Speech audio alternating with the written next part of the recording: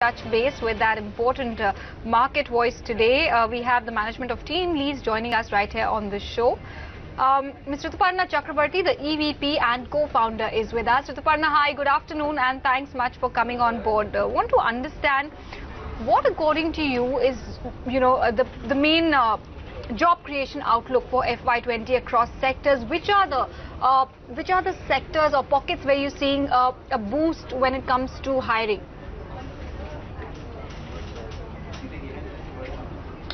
Thank you so much. Thanks for having me on the show. I think I'll go by the recent employment outlook report which we came out with, which is an estimate for the first half of the year, and that's how we've been doing it.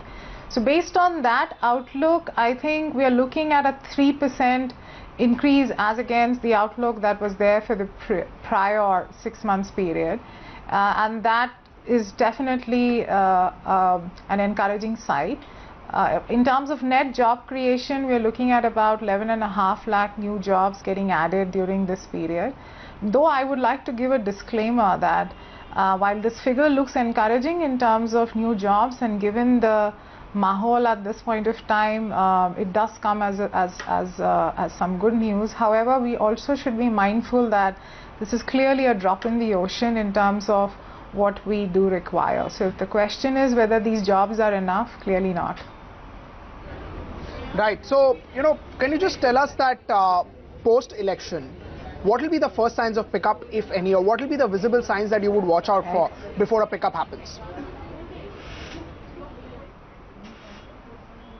So I think thankfully the study has little to do with what's going to happen, what's going to be the outcome of the election. I think this is reflective of the hiring sentiment that the 775 respondents or corporates that we surveyed have to say in terms of the industry. But from the trend that we've been following, I think we do believe that in the next 3-4 months there will be significant pickup in terms of hiring in domestic consumption-led sectors.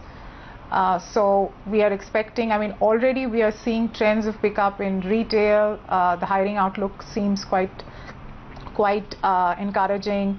We are also seeing encouraging outlook in FMCG and consumer durable, travel and hospitality. Travel and hospitality is expected during this time of the year because it's usually peak season for travel and hospitality. But besides that, I think power and energy is another segment where we are looking at a positive hiring outlook. Logistics, BPO, IT, ITES. I think these are probably the top sectors where we should anticipate encouraging hiring coming through and encouraging job creation coming through. The survey essentially talks about, surveys about 19 sectors and covers about 14 cities. From the city perspective, we are seeing that about half the cities there is a distinct positive outlook, and for the rest half there is a slightly dip in the hiring sentiment, or rather you can say there is a negative outlook. Nothing too glaring at this point of time, but there is a 50-50 scenario. What's interesting is that looks like that the tier 2, tier 3 and the rural India, there is expected to be a pickup in terms of hiring, which is for me personally the most gratifying takeaway from this survey. We also see that a lot of fresher hiring is expected to happen. So almost 17% of the 11.5 lakh that we are expecting to see in the form of new jobs is expected to be jobs created for keeping in mind freshers and entry-level roles. One quick question. And that I think is encouraging. Right. One quick question. You've talked about all the sectors that are witnessing a lot of buoyancy when it comes to hiring, but 8 out of the 19 sectors in the report projected to see a decrease in hiring. Which are the sectors where the slowdown is seems to be coming in with respect to hiring, and rather a degrowth in hiring? I think media entertainment is one segment, e-commerce and startups, agriculture, advertising and marketing, telecommunication. Telecommunication has been a laggard for some time and will continue to be. The KPO sector, healthcare and pharmaceuticals, I think these are some of those sectors where we feel that there is likely to be a slowdown.